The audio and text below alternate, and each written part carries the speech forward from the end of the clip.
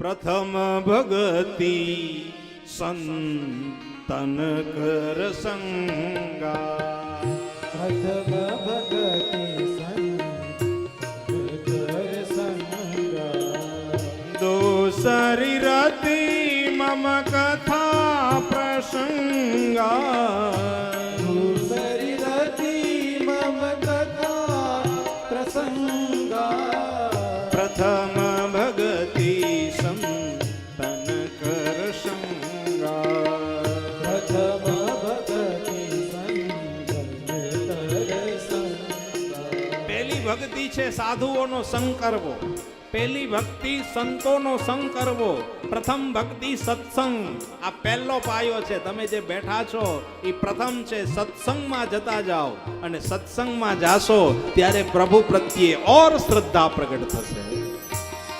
જ્યાં સુધી એને જાણ્યા જ ના હોય ત્યાં સુધી પ્રેમ ના થાય. જ્યારે એને જાણી લ્યો ને પછી એમાં પ્રેમ થાય. અને જાણવા માટેનું એક જ સાધન છે, ઈ છે સત્સંગ અને કથા.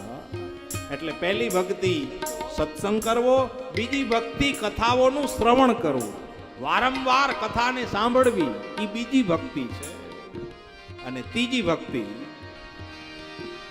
ગુરુપદ પંકજ સેવા, તીસરી ભક્તિ અમા, ચોથી ભક્તિ મમ ગુણ ગણ કરહ કપટ તજિગા, મંત્ર જાપ મમ દ્રઢ વિશ્વાસા, મંત્ર જાપ મમ દ્રઢ વિશ્વાસા.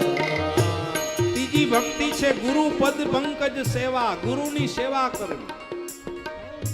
ચોથી ભક્તિ કપટ તજીને ગાન કરવું પ્રભુનું. અને પાંચમી ભક્તિ છે મંત્રમાં પૂરો વિશ્વાસ રાખવો. જે મંત્ર તમને મળ્યો હોય ગુરુ તરફથી, એ મંત્રમાં પૂરેપૂરો વિશ્વાસ રાખવો. કારણ કે વિશ્વાસ વગરની ભક્તિ નકામી છે. જેમાં વિશ્વાસ જ ન હોય ને એ ભક્તિ ક્યારેય કરવી પણ નહીં. પૂર્ણ વિશ્વાસ હોય તો જ કરવી, પૂર્ણ ભાવ હોય તો જ કરવી. ચોખ્ખે ચોખ્ખું સ્પષ્ટ લખ્યું છે કે કોઈ પણ મંત્ર હોય એમાં વિશ્વાસ રાખવો. એક વખત તુલસીદાસજીના આશ્રમમાં ચોર લોકો આવી ગયા. તો ચોમાસાનો સમય હતો અને એટલું ચોમાસું અને નદીમાં પૂર આવેલું. એટલે તુલસીદાસજીના આશ્રમમાં ચોર આવ્યા. એને ખબર નહીં કે આ ચોર છે. એટલે એ બધાએ એમ કહ્યું તુલસીદાસજીને, મહારાજ અમારે આ નદી પાર કરવી છે, તો એના માટે કાંઈ વ્યવસ્થા થાય? તો કે હા, હું તમને એક ચિઠ્ઠી લખી દઉં, એ ચિઠ્ઠી તમે મુઠ્ઠીમાં રાખજો અને પાણી ઉપર હાલ્યા જાજો એટલે નદી પાર થઈ જાય. તુલસીદાસજીએ એક ચિઠ્ઠી લખી અને ચિઠ્ઠી બેવડી વાળી અને એના હાથમાં આપી દીધી. એ મુઠ્ઠી વારી અને ચોર લોકો નદીના પ્રવાહમાં હાલ્યા ગયા ને તો નદી પાર થઈ ગયા અને ખબર ન પડી ને સામે કિનારે પહોંચી ગયા. પછી એને એમ થયું કે આ ચિઠ્ઠીમાં એવું શું હોય છે કે આપણે પાણી ઉપર હાલ્યા ગયા, આપણે ડૂબ્યા નહીં, આ ચિઠ્ઠીમાં શું હશે? અને ત્યારે પછી આમ ચિઠ્ઠી ખોલી અને જોયું તો ચિઠ્ઠીમાં ખાલી રામ જ લખ્યું હતું. રામ નામ તારી દે, પ્રભુનું સ્મરણ તારી દે છે, નામ જ લખ્યું હતું. પછી ચોર લોકો કે અરે આ તો આમાં ખાલી રામ લખ્યું છે, એમ કરી ચિઠ્ઠી ફેંકી દીધી. હવે ખબર પડી ગઈ હવે તો આમ જ કરાય. બીજી દિવસે પાછું પૂર આવ્યું. હવે આજ તો કે આજ ત્યાં નથી જવું, આજ આપણે હાથે ચિઠ્ઠી લખી લઈએ. અને હાથે ચિઠ્ઠી લખીને એમાં રામ લખ્યું અને ચિઠ્ઠી મુઠ્ઠીમાં રાખી, મુઠ્ઠીમાં રાખીને હાલવા ગયા નદીમાં ધુબાકવા. એ મંત્રમાં શ્રદ્ધા નહોતી, એ મંત્રમાં એને વિશ્વાસ નહોતો એટલે ડૂબી ગયા, અને ઓમાં વિશ્વાસ હતો એટલે તરી ગયા. મંત્ર જાપ મમ દ્રઢ વિશ્વાસ,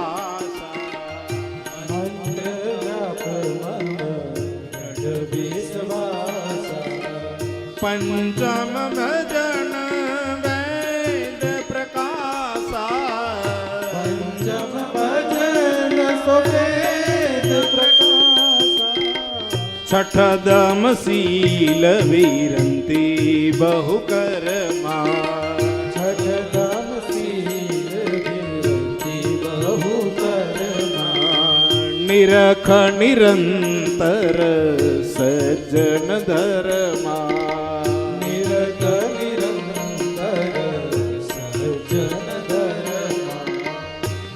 છઠ્ઠી ભક્તિ છે શીલ સહિત જીવન જીવવું, આદર્શ સહિત જીવન જીવવું. એ રામાયણની છઠ્ઠી ભક્તિ છે. નિરખ નિરંતર સજ્જન ધર્મ, સજ્જન લોકોના જે ધર્મ હોય એવા ધર્મનું પાલન કરવું. આપણને એમ થાય કે ધર્મ કેટલા હોય, એમાંનો એક ધર્મ છે સજ્જન ધર્મ. એટલે આપણે કહીએ ને કે સજ્જન માણસનો સંગ કરવો. સંગ કરવો ને તો હંમેશા સજ્જનનો કરવો, દુરીજનનો કોઈ દી સંગ ન કરવો. દુર્જનનો સંગ કરવાથી પણ જીવનમાં પરિવર્તન આવે છે, યાદ રાખજો. કેરી હોય, કેરી ખરાબ, એ સારી કેરીમાં મૂકી દો ડાલામાં, બીજે દિવસે બીજી એ પણ ખરાબ થઈ જાય. માટે ખાસ ધ્યાન રાખવું. ગીતામાં લખ્યું છે ધ્યાયતો વિષયાન પુંસ સંગસ્તે સુબુજાયતે સંગાત સંજાયતે કામઃ કામાત ક્રોધો વિજાયતે. સંગ થવાથી વિષય પ્રગટ થાય, અને વિષય પ્રગટ થાય પછી કામ, કામથી ક્રોધ, ક્રોધથી લોભ, લોભથી મોહ, મોહથી અહંકાર, અહંકારથી જીવનનો નાશ. એટલે સંગમાં ધ્યાન રાખ. નિરખ નિરંતર સજ્જન ધર્મ. પછી સાતવ સમ મોહી સબ જગ દેખા, સાધમ સમોહી જગ દેખા. મોતે સંત અધિ કરી લેખા, મોતે સંત અધિક કરી લેખા. આઠવ જથા લાભ સંતોષા.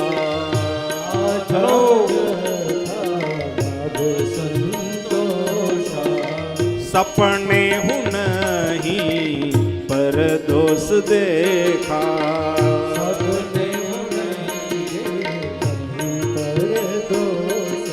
આઠમી ભક્તિ છે ભગવાને જે આપ્યું હોય એમાં સંતોષ માનો.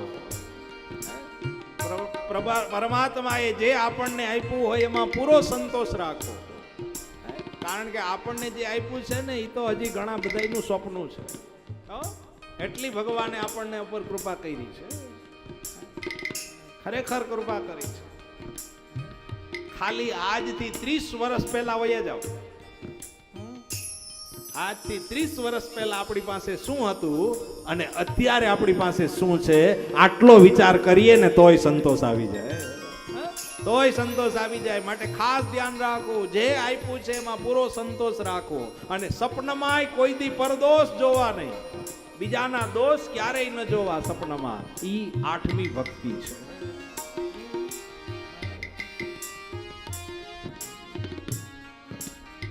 સૌથી મોટામાં મોટો દોષ બીજાના દોષ જોવા, પર નિંદા કરવી. નિંદા સમોવડ કોઈ પાપ નહીં. નિંદા કરવાથી બીજાના પાપ ધોવાઈ જાય. નરસિંહ મહેતાના પત્ની ગુજરી ગયા ને તો એને બહુ દુઃખ ના થયું, પણ નરસિંહ મહેતાના પાડોશી ગુજરી ગયા ને તો બહુ રેડા, બહુ રેડા, બહુ રેડા. બધા આવીને કહેવા લાગ્યા કે તમારા પત્ની ગુજરી ગયા તો રેડા નહીં, પાડોશી ગુજરી ગયા તો કાં રડો છો? ત્યારે નરસિંહ મહેતાએ કહ્યું કે હવે મારી નિંદા કરવા વાળો વયો ગયો, હવે મારા પાપ કોણ ધોહે? આ હતો તે પાપ ધોતો. માટે કોઈ દિવસ પરદોષ જોવા નહીં. નવમ સરલ સબ છલહી ના, નવમ સરળ સબ છલહી ના. મમ ભરોસ હિય હરસ નદીના. ભરોસ હિય હરસ નદીના. પ્રથમ ભગતિ સંતન કર સંગા, પ્રથમ ભગતિ સંતન કર સંગા. દોસર રતિ મમ કથા પ્રસંગા.